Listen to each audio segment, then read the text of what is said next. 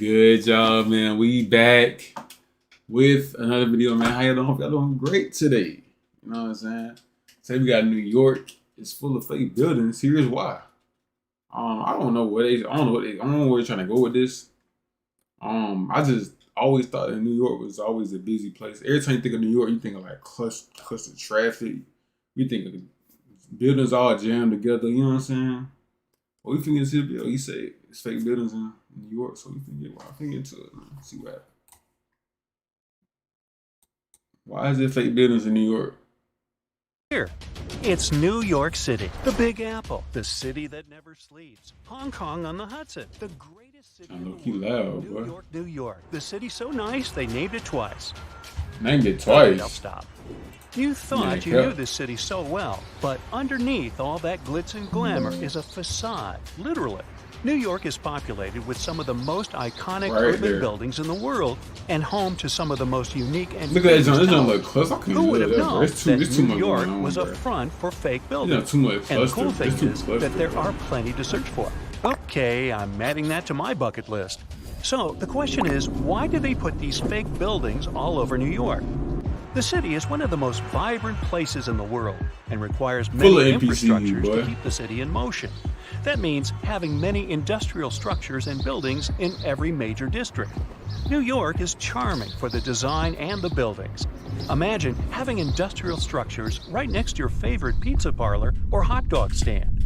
The designers thought ahead and decided to disguise those industrial infrastructures as fake buildings. They blend with the city so well that they don't stand out. They look like your good old apartment or housing unit with a front door, real-life windows, and even charming balconies where people would hang out. The only thing is that there's nothing behind the facade and no one is allowed inside. So, where in the world can you find these fake buildings? For starters, one of the most popular fake buildings is in Brooklyn. At 58 Joralemon Street, you can find a very typical neighborhood. But between the buildings stands a brick building with a slightly deeper shade than the rest. It has bright open windows that blend in with the rest of the buildings in the neighborhood, except that they're blacked out. At first glance, you might not think of it as anything, but if you pay close attention, the building looks like a glitch from a video game. It was built in 1847, way before New York was considered glamorous. Originally, it was meant to be a regular building, but in 1908, they converted it into a fake building. Don't think you can just try to break in. Even if you could, it's pointless, because it's part of a ventilation fan for the subway. It also serves as an emergency exit for some of the surrounding buildings. Actually, throughout New York, many fake buildings exist to disguise the subway vents for the smoke to escape. All the way to 415 Bruckner Boulevard, the Bronx, this townhouse was designed by the Switzer Group, which is an interior architect company. New York, it's not New York's so clustered, bro. I can't live there, bro. I'm talking about every day, bro. If you're trying to go to work or something, bro, they're gonna be back bumper to bumper. Not as charming as the one at 58 Joralemon Street, but it serves a similar purpose: to hide an electric substation for New York's utility company. The city needs these substations to reduce the high voltage electricity to a lower voltage so it can be distributed locally. Having a building like this popping out of the middle of your neighborhood isn't exactly the smartest way to attract people to the Bronx. That's why the fake townhouse facade is the perfect camouflage. Now, some of these fake buildings don't really hit the mark and stick out like a sore thumb. The people of Manhattan describe the Mulberry Square infrastructure as a complete clunker. After plenty of redesigns and back to the drawing board meetings, the result is still not pretty. The locals compare it to a concrete box. They created windows without glass, which doesn't allow the building to blend in with the rest of the neighborhood. But it beats a typical subway ventilation plant either way. There are just so many places to visit and cross off your bucket list. But if you live in China, you can literally stay in the country and visit many iconic cities around the world. The replica cities began when the Chinese economy started booming in the early 90s. They wanted the lifestyle of the rich and famous without wanting to leave their country. They can be comfortable eating their local food and get the feeling of being it's like abroad. a baby New York. It's like The a Chinese baby New York province of over there. Guangdong has an identical copy of the historical Australian alpine village Hallstatt. The real Hallstatt is centuries old and one of the most charming places to discover. The local people of Hallstatt also had no idea that their home was being built in China. Some people thought that this was controversial, probably because it cost around $940 million to build it. 900, what? All I heard was 900 million. What? You know, wait. Paris is undoubtedly one of the most charming cities you could ever visit. Its rich history and vibrant culture are enough to catch. Yeah, let me know where y'all want to go, like, inside the world. Yeah, inside the United States, I'll say that. Nah, what? Outside of the United States, we gotta try and go. It's the first plane to go there. For residents of Tianducheng, that's something they can do anytime they want.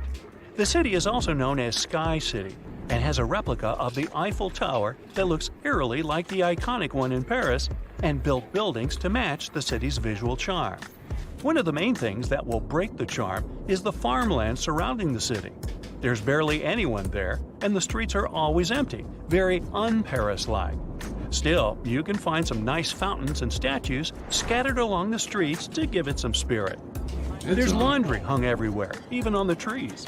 The picturesque fountains are dry and many apartments are empty. Only a few stores are open for business. Even though this looks like a fake city, it's quite real. Some people live here because it's more affordable than other places. 2 hours away from this town is another version of Paris's Pont Alexandre III and a carbon copy of London's Tower Bridge, but with 4 towers instead of 2. Hey, such a bargain! You can also visit the closest thing to Italy, but this time you can go shopping. Florentia Village is an outlet mall that offers an array of shops to lose yourself. The good thing is that this was built by an Italian developer to capture the essence of an Italian village. It has fountains, canals, and mosaics for proper aesthetics. Hey, what's that? In 2011. What's that place where it's just like nothing but water on the ground? I mean, no, I said nothing but water on the ground. Like nothing but water. You gotta like drive on boats in order to get where you want to go. It has more than 200 shops with many Italian brands and British, US, and Chinese brands as well. The place is so popular that it gets between 10,000 and 25,000 visitors per day. China also has other replica towns that put you in a mini Manhattan called the Yujiapu Financial District. The developer's goal was to make this place the financial center of the world. It was complete with the right landmarks, like the Rockefeller and Lincoln Centers, but the project was halted in 2019, leaving it mainly empty. You can find a typical English town with cobbled streets, Victorian homes, and restaurants that make it like a place off of like a This place was meant to recreate a European lifestyle fantasy without leaving Shanghai. China also has a Dutch town that has some elements of Amsterdam with windmills and famous canals. They even decided to copy some of the landmarks, like the Netherlands Maritime Museum. Here's a bonus story of Lebanon's thinnest building built out of a dispute. It's the story of 2 brothers who both inherited unequal plots of land. One of the brothers happened to get a very thin plot of land and couldn't help but be jealous of his brother's nice plot of land. He wasn't pleased. Both of the lands overlook the Mediterranean Sea in a lively neighborhood of Beirut. So it's no wonder that both brothers couldn't agree on how they should develop their lands. It was obvious that the brother with the most land could build a proper building. The other brother had to improvise. He decided to obstruct his brother's property by constructing a thin building enough to only fit 14 feet at its widest and 2 feet at its most narrow. It was constructed in 1954, and the locals of the area know it as the Grudge. The crazy thing is that the place was once habitable with many visitors enjoying their stay. It's not easy to live there, but it's part of living the experience. The building is still standing, but is empty. Of course it is, bro. That's it for today. But anyways, bro, hope y'all learned something, because I learned something. But that's crazy that New York had fake buildings. I didn't know that. I mean, now I think about it, it do make sense, bro. Because it don't make no sense to be all them buildings in New York. There's gonna be clustered. There's gonna be too much going on. I don't got time for that. But hopefully y'all like the video, man. Hopefully y'all learned something, though. See y'all tomorrow, man.